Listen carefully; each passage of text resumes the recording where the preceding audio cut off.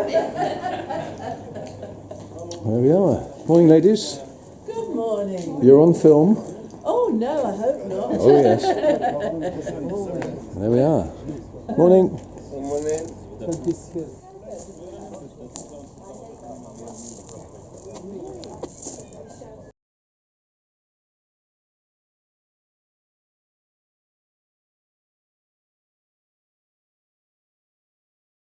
Oh, it's around midday at the Devonian trilobite site. 1, 2, 3. I don't know, maybe mid 20 degrees. That's where we were. And, oh, is this a local? Yeah, I think it is. It's a 2-stroke. Yeah, full leathers and a full helmet. So, a local digger arrived with a few samples of interest.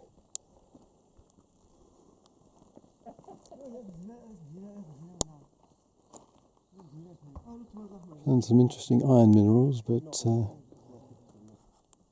nothing particularly fossiliferous so far.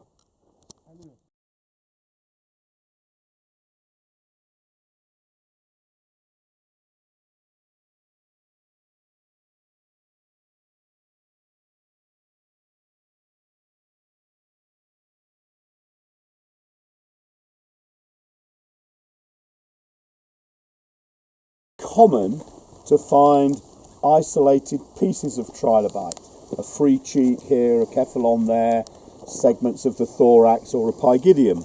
Yeah? But what you find here are complete trilobites, articulated. And that is unusual. You need special conditions because what you're doing is you're actually preserving an animal that likely was alive rather than just a shed element or an animal that died. Yeah? So here, all of the trilobites in this layer, almost all of them, are complete. So you have to think about how these things got preserved. Now the stratigraphy in this region is really constant over very large distances. It was a continental shelf on the northern side of the African continent with an ocean, the Rheic Ocean, to the north of it. Yeah? In England we have the other side of the Rheic Ocean. And this very, very broad continental shelf had a very, very, very almost imperceptible dip into the deeper parts of the ocean, yeah, where the actual the oceanic crust was, and it was accumulating sediment being derived from the African continent, and on the more distal parts of this shelf they are finer grained sediments, and they would slump. And I think that this layer here is a very, very large slump where sediment has just suddenly gone moving downhill, maybe triggered by an earthquake. And what happens is that all of the trilobites that were ever so happy doing trilobite things on that surface got caught up in this sediment slide and simply moved down, and they got buried in it. And when you see the fossils that are nicely prepared, when we go to see the preparation or we go to see the shops, you will see some of them are rolled up, some of them have got their backs arched. They're in all sorts of orientations other than having sort of sitting around on the ground crawling and had the sediment come over them. That's what you call an abrution deposit. So there's the seafloor doing what seafloor does, a pile of sediment comes in and buries everything, and that's all on one layer. Yeah, that's all on one layer. What's the host sediment? But here, the host sediment is a mud. It's a rather greenish looking mud. It's carbonate cemented in places, and this has trilobites scattered throughout, all in different orientations. So they came with the sediment and got incorporated in. So they're technically what we would call allochthonous. Have you ever heard these terms? Autochthonous, and allochthonous. It's applied in all sorts of ways. It's a great way of sounding like you're bloody clever. But autochthonous means it's in place, and allochthonous means it's out of place. So these trilobites probably didn't live here. They probably lived 10 kilometres upslope. By the way, the slope is so imperceptible it didn't look like a slope. Like some of the ground around here, it looks flat. It's not quite. They're all big alluvial fans and terraces.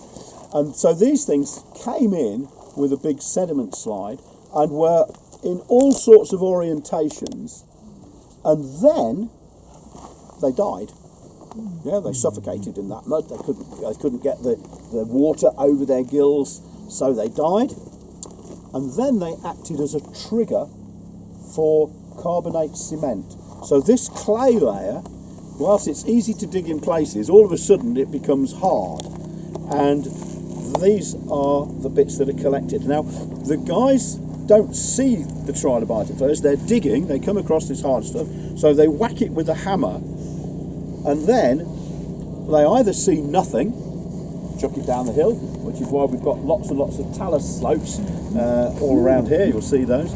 But then they will see a black line, or a black line and a couple of black dots. Now the guys have got so clever that from those black lines they know they've got a trilobite. They've got it in two halves. They glue them back together. Well, usually actually they don't glue them here. They wrap elastic bands round. They then take it to Alnif, to the fossil preparators, and the guy takes the elastic bands off, he looks at it and he goes, that's a Velociraptor. Right? Now, what the guy has done is in his head, he's worked out that this line here, this curvy line, is probably a little bit of a thorax, and this little dot here is the big spine, and if it's got two more or three more spines or little dots after it, he's worked out that that's the tricorn that the Velociraptor's got, or another trilobite. The guys are so good that they can identify the orientation of the trilobite in the block, and they can identify the genus of trilobite that it is. And when they've done that, then they will glue it back together, and they will mark on it exactly the orientation that they've perceived from looking at these marks, and then they get on to prep it. And it's an incredibly skilled job. Takes some time, takes some patience, but to be honest, the guys in Morocco are about the best proper preparators you'll find. I've never seen anybody in England do one. And my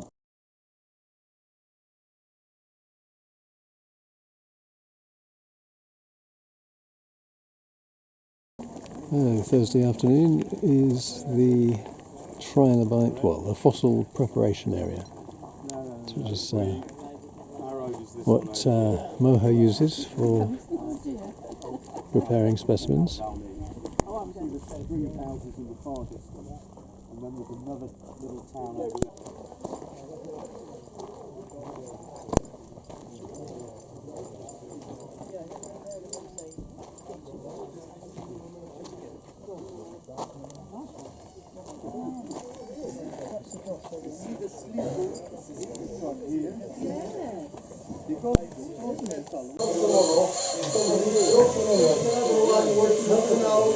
Then drop it, take another one, you start 5 or 10 times.